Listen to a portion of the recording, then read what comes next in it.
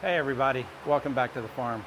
I want to start this week's video out by saying a huge thank you to all the nice comments, wishing me well wishes on getting better on my recovery. I appreciate everybody's thoughts and prayers and concerns and comments. And what was really neat is, in addition to my 10 or 12 weekly commenters, which I appreciate you guys more than you know, I had a bunch of first-time commenters. And that was really nice to hear from you guys that watch the videos that never comment. So I appreciate you guys as well. That bill came in, I didn't have to pay it because I got insurance. But the bill was $38,614 for 3 hours in the trauma center. Pretty unbelievable.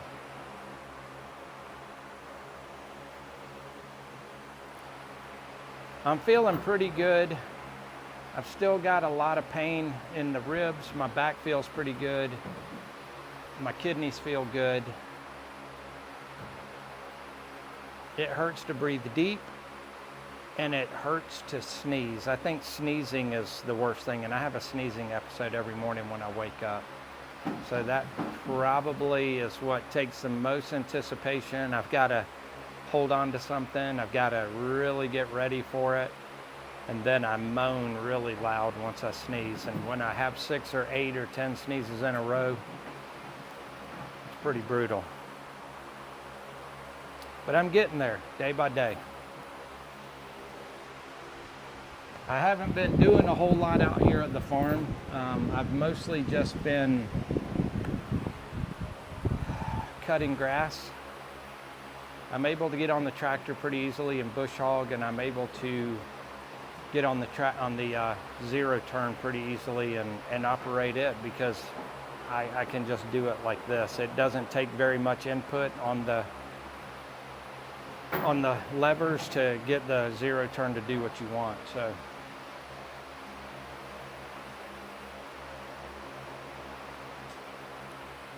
the Farrier is on his way out, and I've shown you a lot of Farrier videos in the last year, but it's always something very pleasing about and very satisfying about seeing a horse that's got a nicely trimmed foot. Their feet, if you remember, in the last time we trimmed them, the girls had shoes on in the front, and we took the shoes off, and they were barefoot in the back. They've got really long feet right now just because we've had so much rain. And so we've also had so many flies that the horses have been stomping their feet.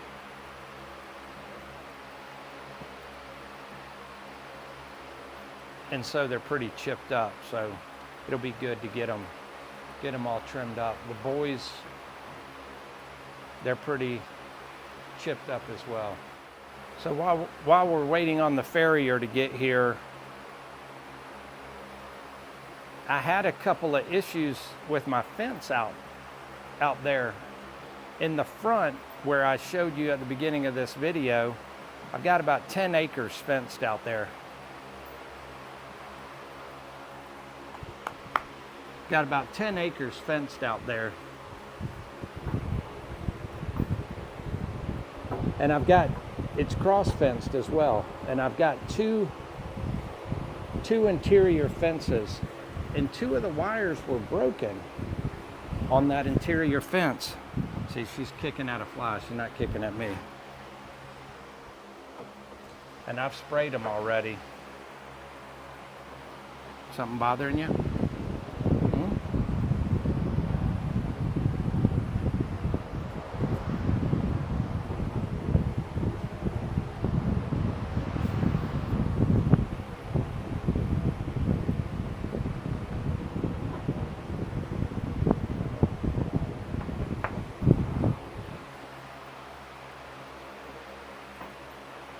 But anyway, getting back to the fence, the interior fence was broken in 2 places.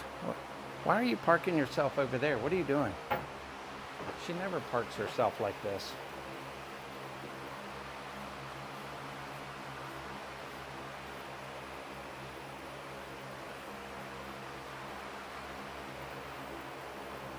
You just wanting a butt scratch? Is that what it is? Because you're never parked like this.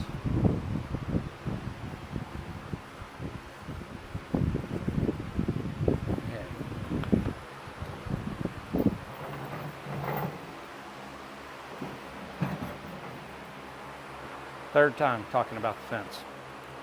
So the interior fence, I noticed it had 2 broken wires. I'm going to take you over there in a minute and show it to you. In one section, the 3rd wire from the bottom was busted. And on another section, the very top wire was busted. So on this section right here, the 3rd wire busted, and it busted at the turnbuckle. Now out here, only the top wire is hot, and it's not turned on right now. The bottom 3 are not hot. This is waist high. This is belt high. And you see how it's just, this wheel is just stuck in there on an axle and stuck through this hole on an axle. Well, they were separated right there. It just, this wheel pulled out of this housing right here. So when I came out here, this section was here. It was still here. This piece was missing. And this fence, all the way down here,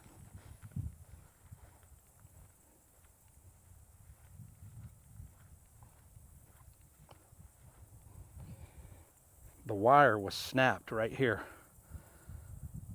So I had to splice it back together. This whole section of fence, that's what, 20 feet dang near. This whole section of fence right here, this wire, still missing. Don't know where it is. Popped 1 staple out right there. Haven't put that staple back in yet. So I don't know what got tangled up in here. And I don't know where that 20-foot section of fence is. That piece of wire. But this wire is 1,750 PSI tensile strength. That's what it's going to take to break it. That's a lot. And I mean, it's got to get tight. I mean, you see how loose it is. I mean, it's got to get tight in order to break.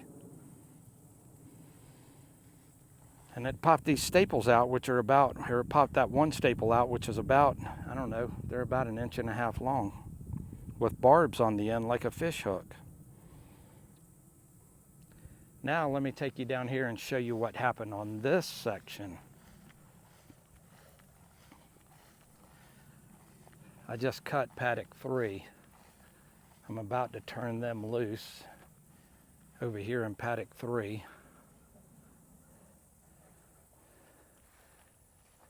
And then I'm going to start cutting Paddock 1, and then I'll come over here and cut Paddock 2.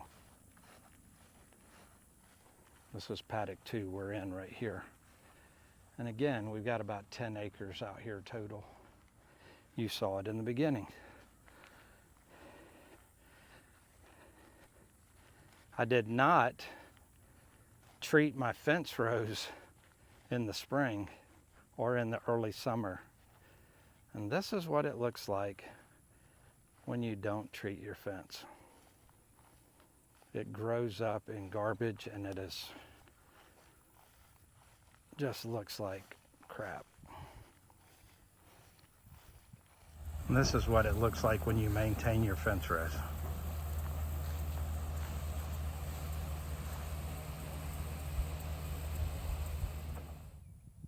Okay, so here's the second section of fence that got broken.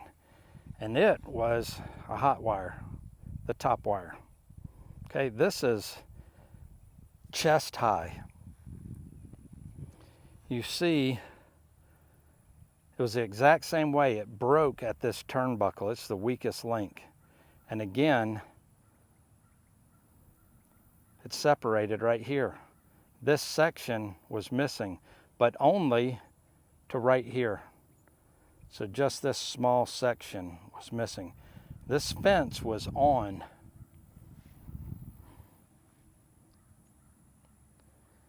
It was on when this accident happened.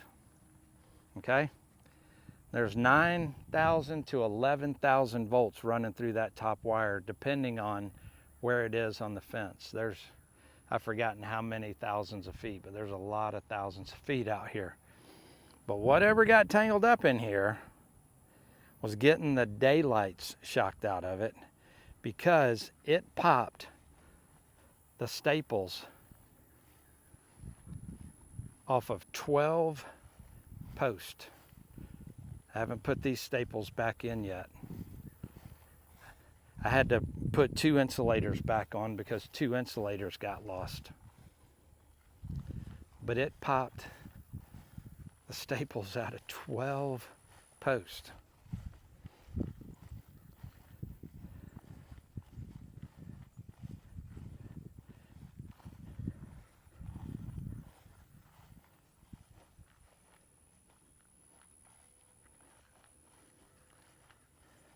The wire was down to here,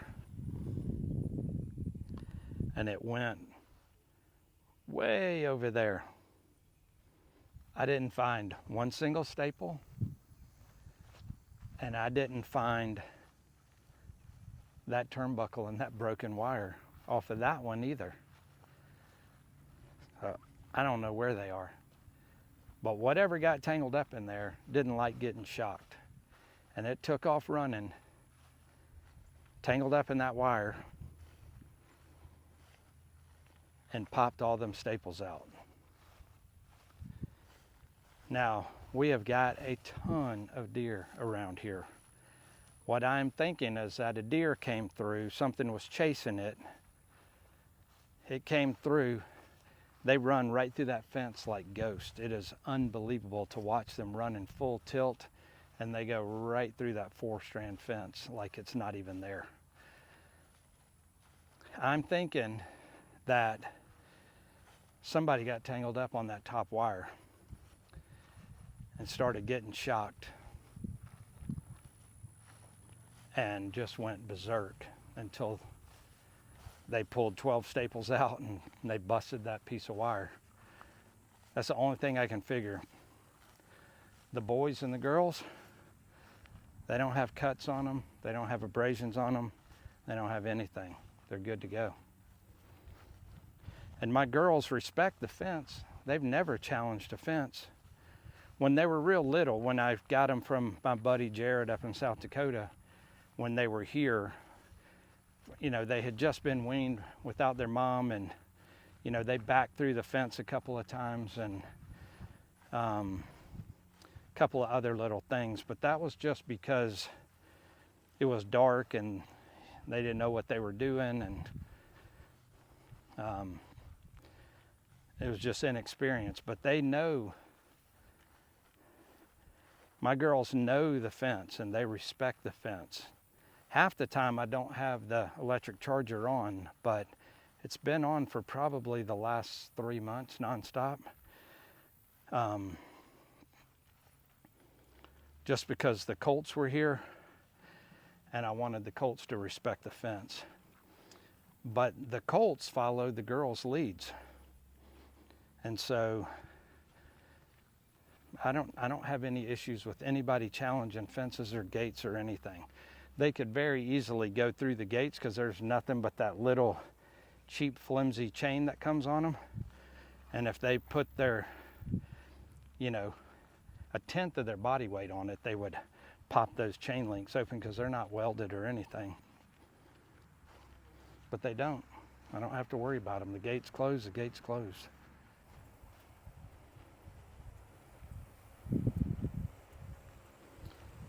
I haven't combed them yet. All I've done is spray them down with fly spray.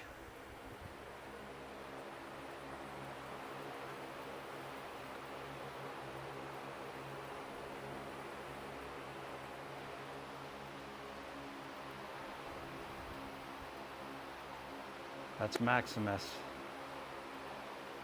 You can tell Maximus because he's got that little point right there. Right there.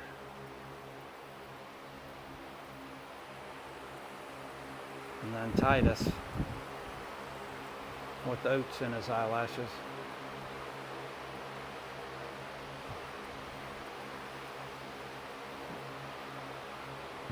And he's got a little period right in the center of his blaze. I always thought it was dirt, but it's not. It's a piece of brown.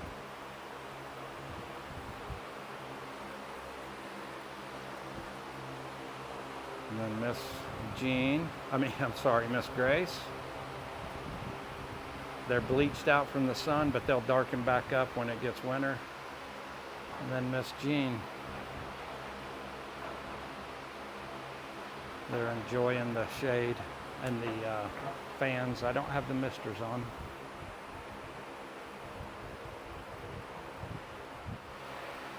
If you remember back in March when I was at the Mid-Ohio Draft Horse Sale, which is coming up here, guys, in about 5.5 weeks. So October the 7th, I'll be back up there. Looking forward to that.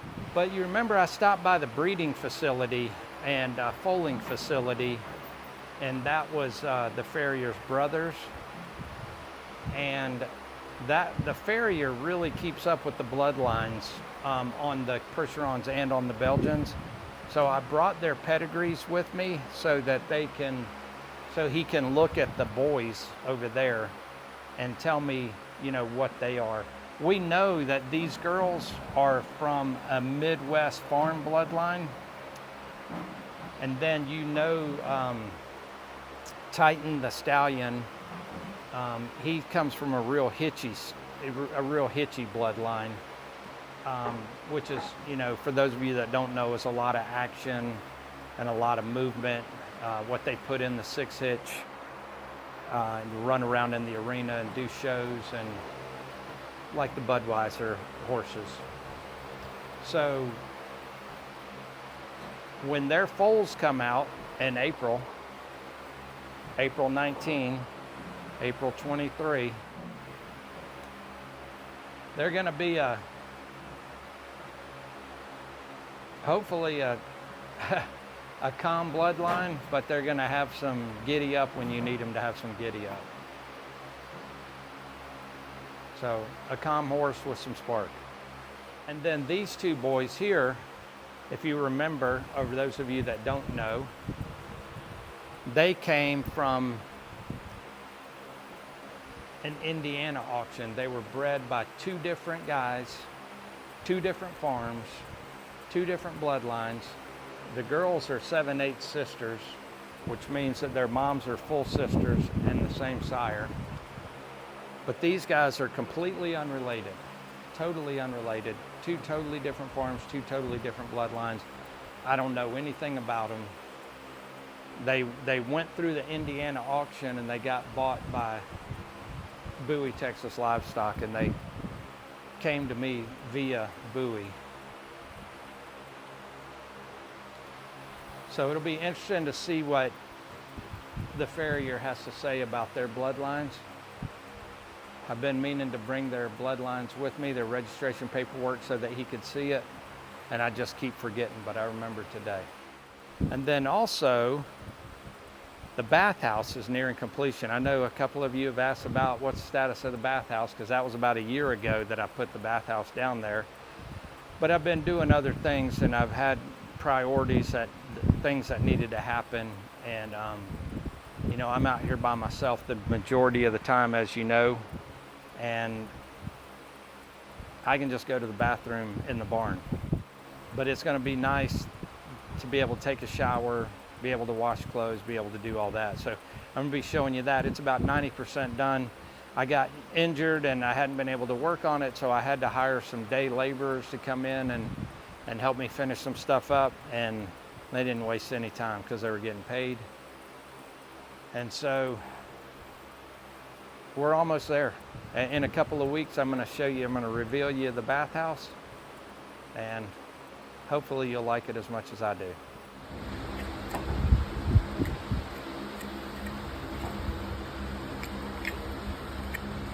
Are you going to be working Mount Hope, or are you going to be doing your round up there just in the Mount Hope area? Mount Hope area.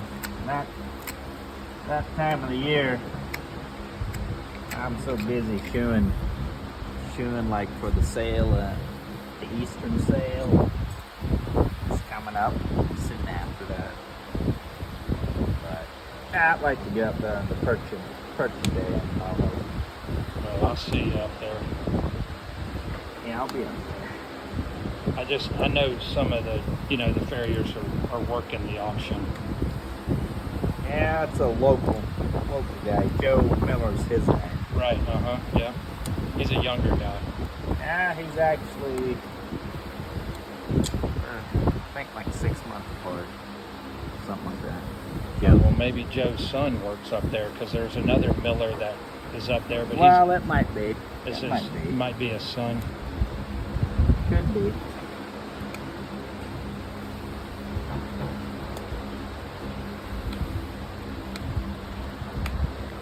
Is that bruising right there on the front, right here? Yeah, a little bit, yeah. From her stomping her feet? Most of the time you can get it out, but yeah, it's a little bit. It's just from her stomping her feet at the flies. Yeah, it's nothing to worry about.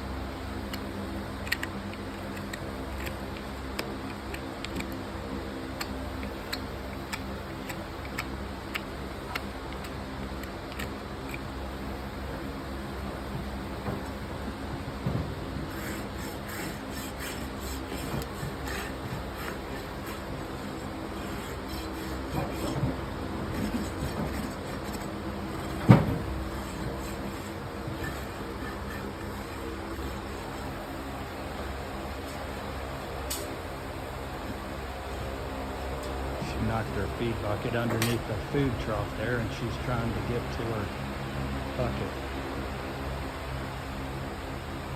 Got the misters on, you can see it falling.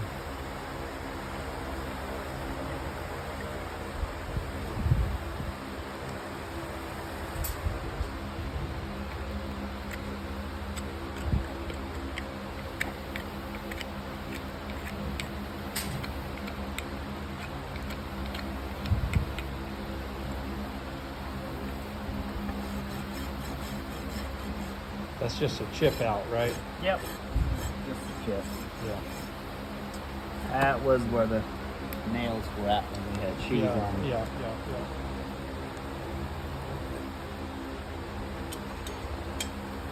There you go.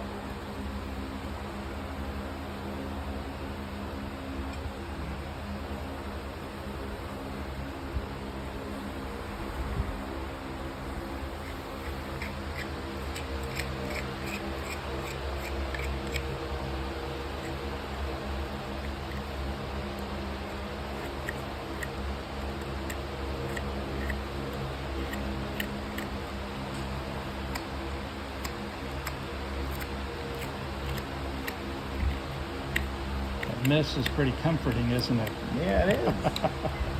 Cools off. Yeah, that was a pretty good idea.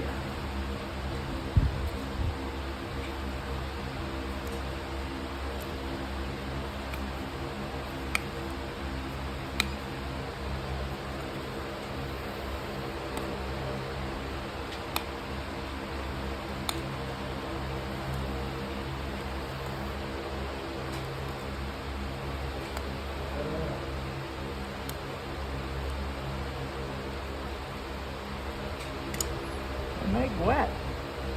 Huh? Do they have a little holes in them, or is it just on the like a tip where the water comes out? Yeah, it's a spray tip. Yeah. Spray tip.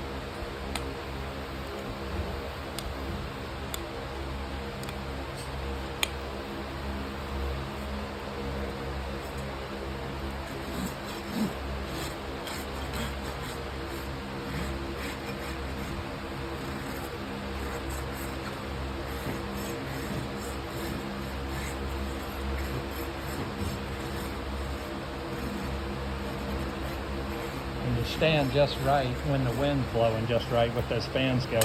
You're right in the direct spray, you know? Yep.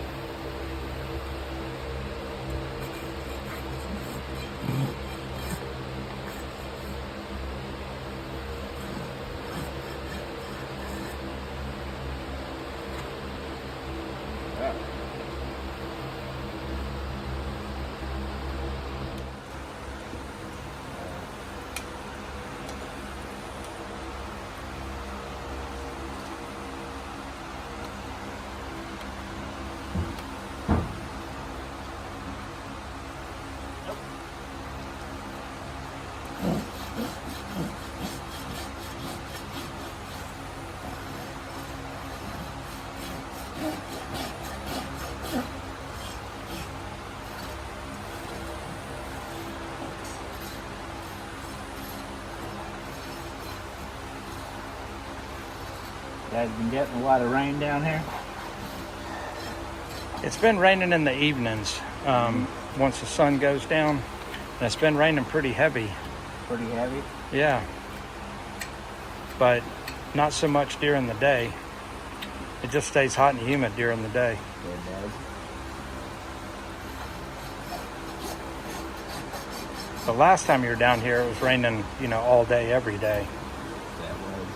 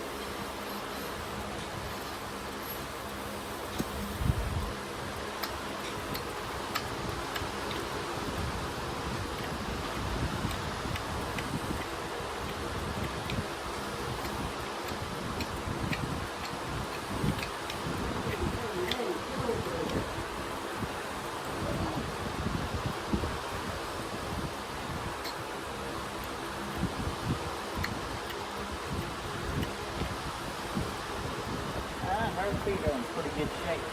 Yeah. That's good.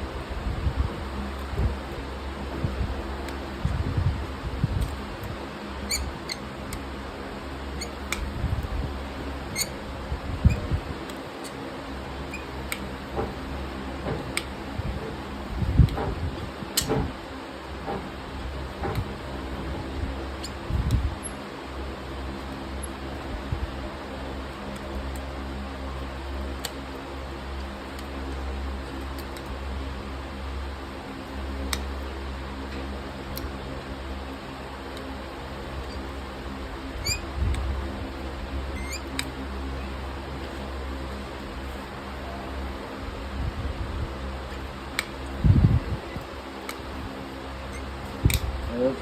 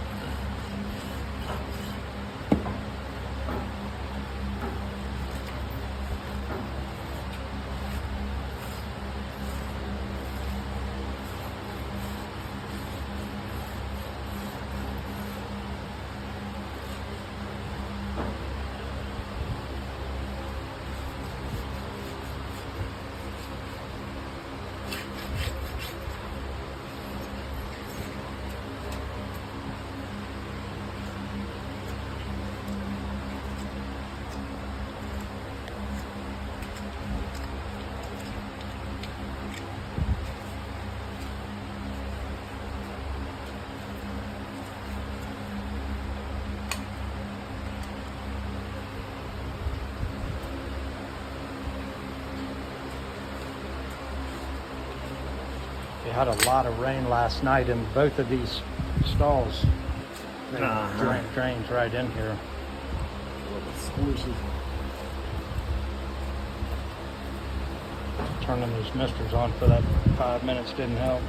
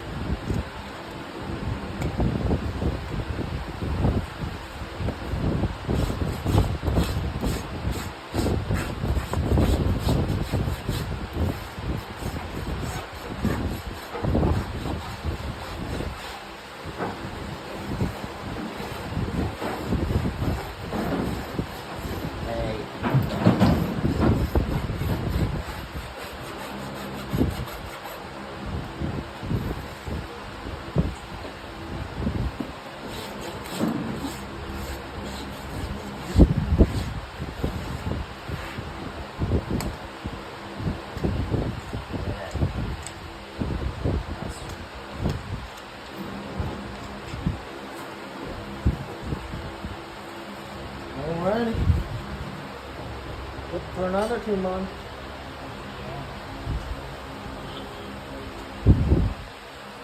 So it's always nice when the farrier leaves, the horse's feet always look so good.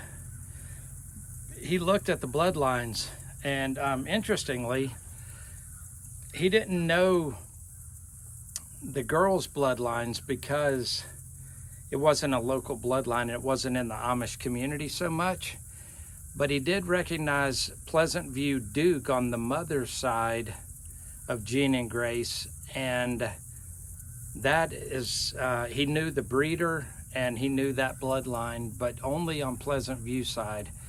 And that was a very hitchy horse, which would explain why Jean's got a little bit of pep in her step from time to time. But being out of South Dakota and in a non-Amish community, he didn't recognize a lot of the other bloodlines. But when it came to the boys, Titus and Max, he recognized Titus's entire bloodline out of Indiana, and he's out of a pulling bred bloodline. Surprised that he's got a dock tail, because pulling bred Belgians typically have long tails, so not real sure why he's got a dock tail, but he's out of pulling bred bloodline. And then Maximus was, he recognized Maximus bloodline as well, and he's out of a hitchy bloodline.